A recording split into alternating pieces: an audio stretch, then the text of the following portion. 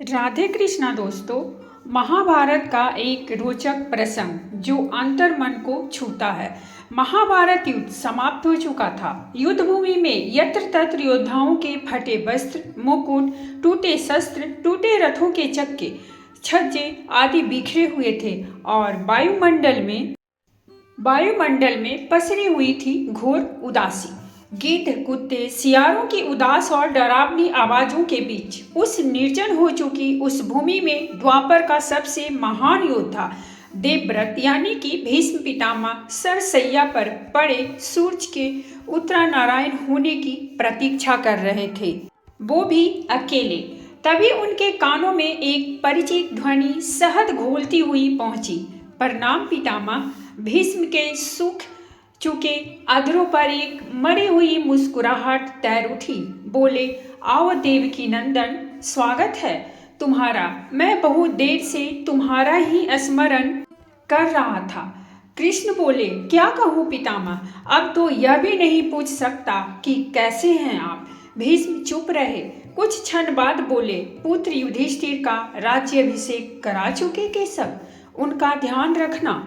परिवार के बुजुर्गों से रिक्त हो चुके राजप्रसाद में उन्हें अब सबसे अधिक तुम्हारी ही आवश्यकता है। कृष्ण चुप रहे। भीष्म ने पुनः कहा, कुछ पूछूं केशव? बड़े अच्छे समय से आए हो। संभवतः धरा छोड़ने के पूर्व मेरे अनेक भ्रम समाप्त हो जाएं। कृष्ण बोले, कहिए ना पितामह। एक बात बताओ प्रभु, तुम तो ईश्वर हो ना? कृष्ण ने बीच में ही टोका। नहीं पितामह, मैं ईश्वर नहीं, मैं तो आपका पौत्र हूँ। पितामह ईश्वर नहीं। भीष्म उस घोर पीड़ा में भी ठठा के हंस पड़े। बोले, अपने जीवन का कभी आकलन नहीं कर पाया कृष्ण, सो नहीं जानता कि अच्छा रहा या बुरा, पर अब तो इस तरह से जा रहा हूँ। कन्हैया, अब तो ठगना छोड़ दे रे। कृष्ण जाने क्यों भीष्म के पास सरक आए और उनका हाथ पकड़कर बोले, कहिए ना पितामह। भीष्म बोले, एक बात बताओ कन्हैया, इस युद्ध में जो हुआ वो ठीक था क्या? किसकी ओर से पितामह? पांडवों की ओर से। कौरवों के कीर्तियों पर चर्चा का तो अब कोई अर्थ ही नहीं कन्हैया, पर क्या पांडवों की ओर से जो हुआ वो सही था? आचार्य द्रोण का वध, दुर्योधन की जंघा के नीचे प्रहार, दुशासन की छाती का चीरा जाना, जयद्रथ के साथ हुआ छल, निहत्थे कर्ण का वध, सब ठीक था क्या? यह सब उचित था क्या? इसका उत्तर मैं कैसे दे सकता हूँ पितामह? इसका उत्तर तो उन्हें देना चाहिए जिन्होंने यह किया। उत्तर दें दुर्योधन का वध करने वाले भीम, उत्तर दें कर्ण और जयद्रथ का वध करने वाले अर्जुन। मैं तो इस युद्ध में कहीं था ही नहीं पितामह। अभी भी छलना नहीं छोड़ोगे कृष्ण? अरे विश्व भले कहता रहे कि महाभारत को अर्जुन और भीम ने जीता है, पर मैं जानता हूँ कन्हैया कि यह तुम्हारी और केवल तुम्हारी विजय है। मैं तो उत्तर तुम्ही से पूछूंगा कृष्ण, तो सुनिए पितामह। कुछ बुरा नहीं हुआ, कुछ अनैतिक नहीं हुआ, वही हुआ जो होना चाहिए। यह तुम कह रहे हो केशव? मर्यादा पुरुषोत्तम राम का अवतार कृष्ण कह रहा है। यह छल तो किसी युग में हमारे सनातन संस्कारों का अंग नहीं रहा, फिर यह उचित कैसे गया? इतिहास से शिक्षा ली जाती है पितामह, पर निर्णय वर्तमान की परिस्थितियों के आधार पर लेना पड़ता है। हर युग अपने तर्कों और अपनी आवश्यकता के आधार पर अपना नायक चुनता है। राम त्रेता युग के नायक थे, मेरे भाग में द्वापर आया था।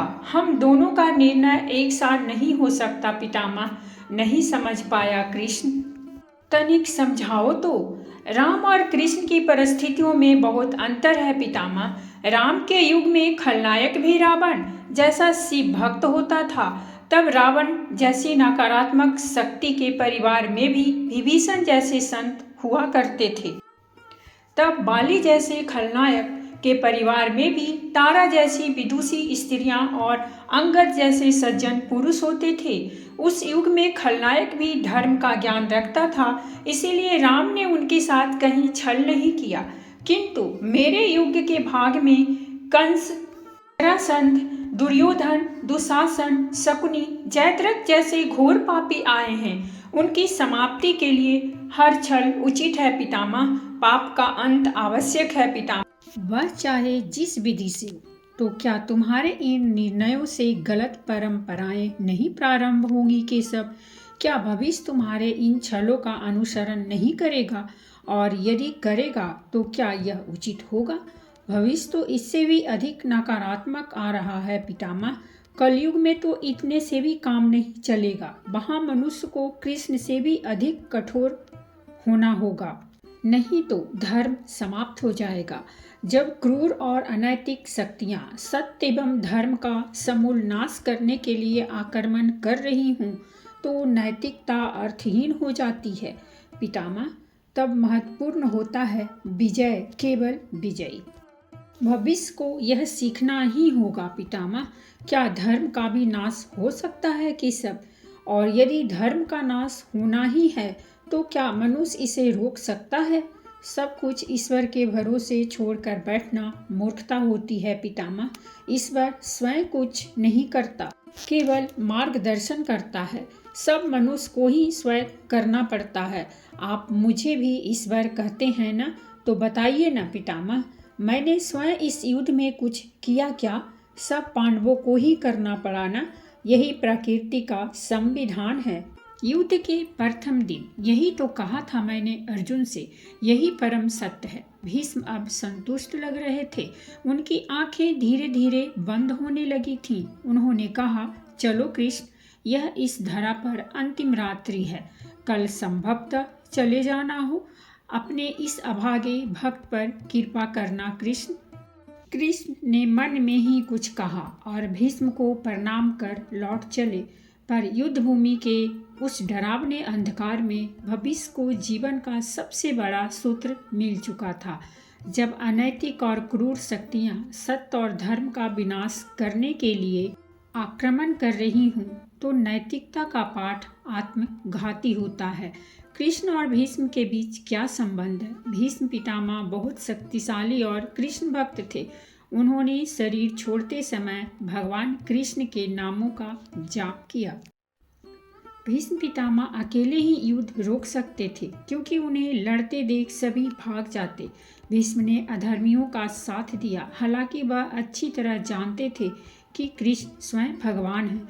तो दोस्तों, ये थी हमारी आज की कहानी। और अगर कहानी अच्छी लगी हो तो प्लीज़ हमारे चैनल को सब्सक्राइब कीजिए, वीडियो को लाइक और शेयर जरूर कीजिए। कहानी सुनने के लिए बहुत बहुत धन्यवाद। मिलते हैं हमें नई कहानी के साथ।